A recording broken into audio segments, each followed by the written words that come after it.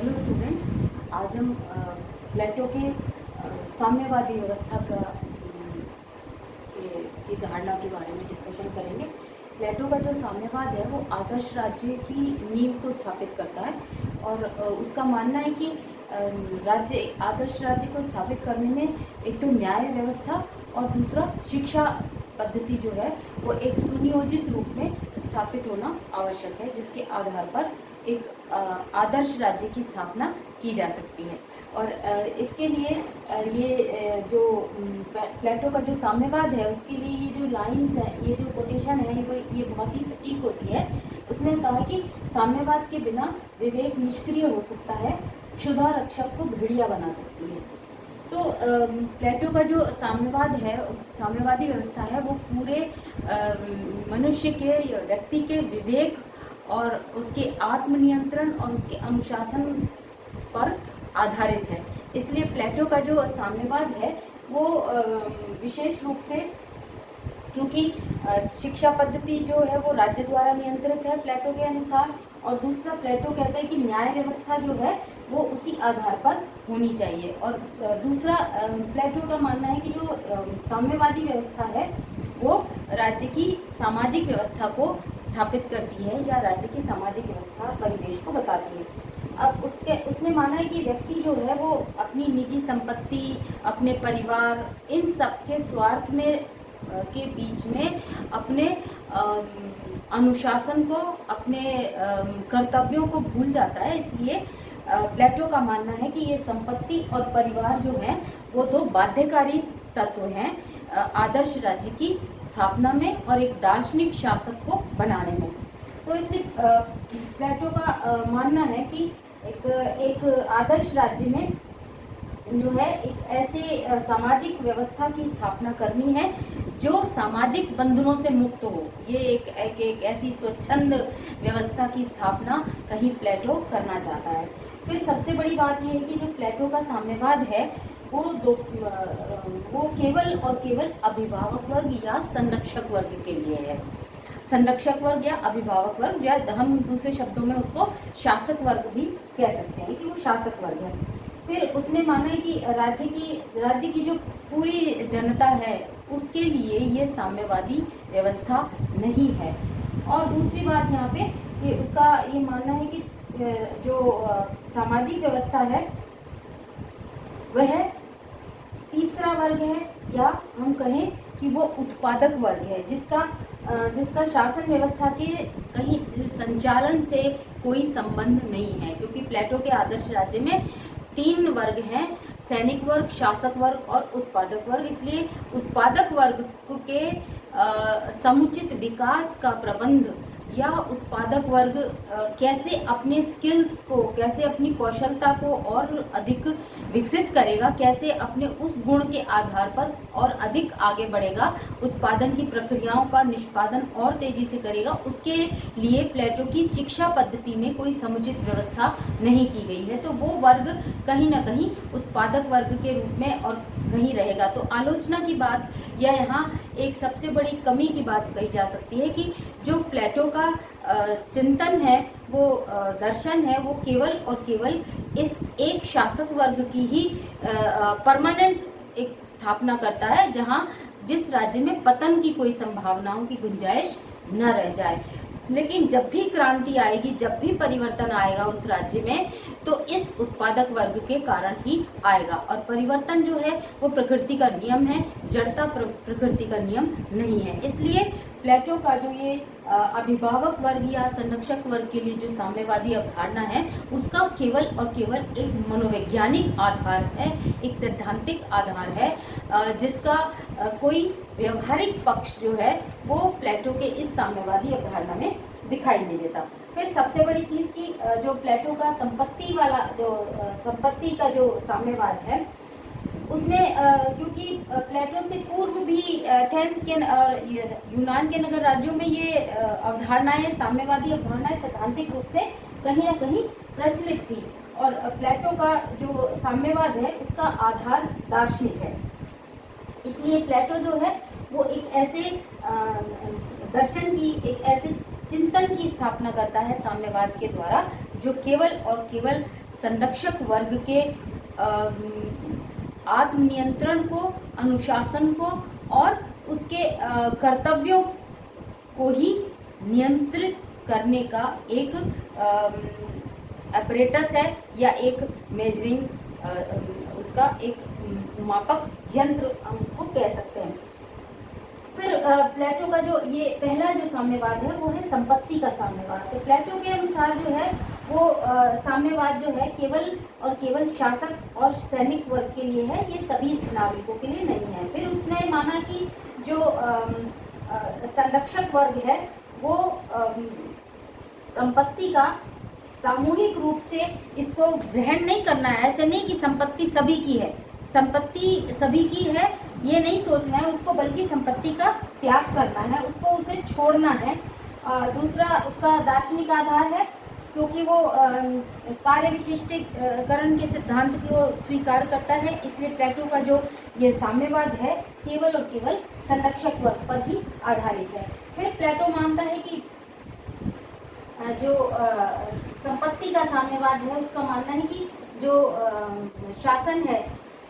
वो केवल और केवल उन्हीं के हाथों में होना चाहिए जो सर्वगुण संपन्न है, या हम दूसरे शब्दों में कहें कि जिसके पास सद्गुण की प्रवृत्ति है, जिसके पास विवेक और बुद्धि का तत्व है। शासन की बागडोर केवल और केवल राज्य में उसी के हाथ में होनी चाहिए, इसलिए वो संपत्ति का साम्यवाद यहाँ पर शासक वर्ग पर लगाता है। फिर इसकी कुछ प्लेटो के इस साम्यवाद की कुछ कमियां हैं जिसके आधार पर अरस्तु ने इसमें कुछ कमियां बताई हैं प्लेटो का, क्योंकि वो शिष्य था और उसने कहा कि जो प्लेटो का साम्यवाद है वो उत्पादक वर्ग पर लागू नहीं होता है, क्योंकि वो संख्या में सबसे ज्यादा है राज्य में, इसलिए जब भी परिवर्तन आएगा, जब भी पतन भी आ सकता है, क्योंकि कोई जरूरी नहीं है वो विकास के क्रम की तरफ ही आगे चले, तो जब भी परिवर्तन आएगा उसका जो आधार होगा वो उत्पादक वर्ग ही होगा, उसका कारण उत्पादक वर्ग ही होगा। दूसरा प्लेटो का मानना है, अरस्तु का मानना है कि जो राज्य में एकता और अखंडता को स्थापित करने के लिए वो व्यक्तिगत संपत्ति को या निजी संपत्ति को समाप्त करने की बात करता है, जो कि पूर्ण रूप से सही नहीं है। जबकि अरस्तु का मानना है कि अगर एकता स्थापित की जा सकती है यदि उपयुक्त सही व्यवस्थित शिक्षा जो है वो प्रदान की जाए। दूसरा जो साम्यवाद है वो है परिवार का साम्यवाद। प्लेटो जो है परिवार नाम की संस्था को या अभिभावक वर्ग को के लिए परिवार को एक बहुत बड़ा बंधन समझता है, जिसको वो पूरी तरह से समाप्त करता है, क्योंकि यूनान के नगर राज्यों में जो सामाजिक परिवेश था, जो सामाजिक व्यवस्था थी, उनमें स्त्रियों को बाहर निकलने की और स्त्रियों को स्वतंत्रता और समानता की जो अधिकार हैं वो प्राप्त नहीं थे। इसलिए प्लेटो ने स्त्रियों को समान अधिकार दिए, स्वतंत्रता प्रदान की, इक्वालिटी के आधार पर शिक्षा प्रदान की, आदर्श राज्य में उनकी भी भूमिका है। इसलिए प्लेटो का मानना है कि परिवार जो है वो कहीं ना कहीं बाधक बनता है, इसलिए पारिवारिक मोह से अभिभावक वर्ग को या संरक्षक वर्ग को दूर रखना जरूरी है। फिर दूसरा मानता है कि राज्य में एकता स्थापित करने के लिए ये आवश्यक है कि जो शासक वर्ग है वो परिवार से कहीं ना कहीं दूर रहे। और फिर एक सबसे बड़ी बात ये कि एथेंस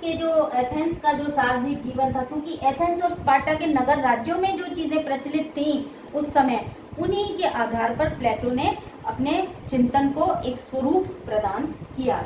तो उसका मानना है कि जो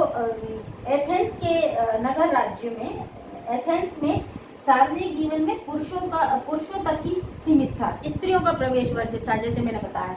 इसलिए परिवार नाम की संस्था को उसने, परिवार एक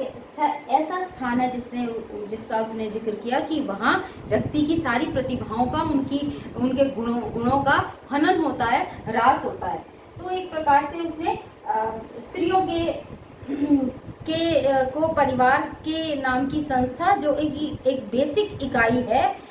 विकास की, जो कि एक बेसिक इकाई है राज्य को सर्वश्रेष्ठ संस्था बनाने में, क्योंकि आगे चल करके जब आप अरस्तु पढ़ेंगे तो अरस्तु ने बताया कि राज्य एक सर्वश्रेष्ठ संस्था है। अब वो सर्वश्रेष्ठ कैसे बनी? परिवार, जिसमें जो कि समाजीकरण की प्रक्रिया की एक पहली इकाई है, मूलभूत इकाई है। तो परिवार नाम की संस्था, परिवार, फिर समुदाय और फिर समुदाय, तो राज्य समुदायों का समुदाय है, इसलिए राज्य एक सर्वश्रेष्ठ संस्था है। तो अरस्तु ने इस बात को यथार्थ रूप में बताया और उसको उसमें संशोधन किया। परंतु प्लेटो ने यहाँ जो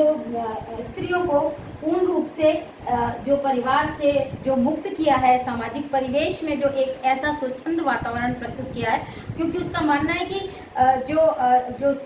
आने वाली जो पीढ़ियां होंगी वो पीढ़ी श्रेष्ठ कैसे होगी, श्रेष्ठ संतान की उत्पत्ति कैसे होगी। तो प्लेटो ने उसके लिए भी ये रखा है कि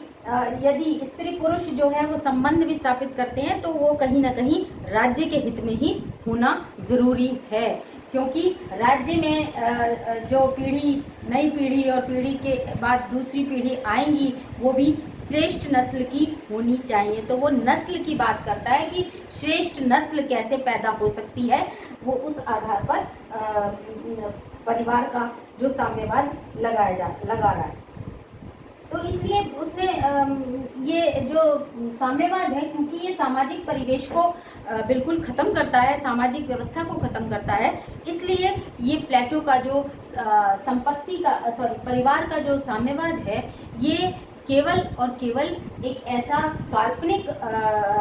परिवेश है, एक ऐसा काल्पनिक विचार है जिसका जो संबंध है केवल और केवल अभिभावक वर्ग से है। शासन के संचालन से इसका कहीं कोई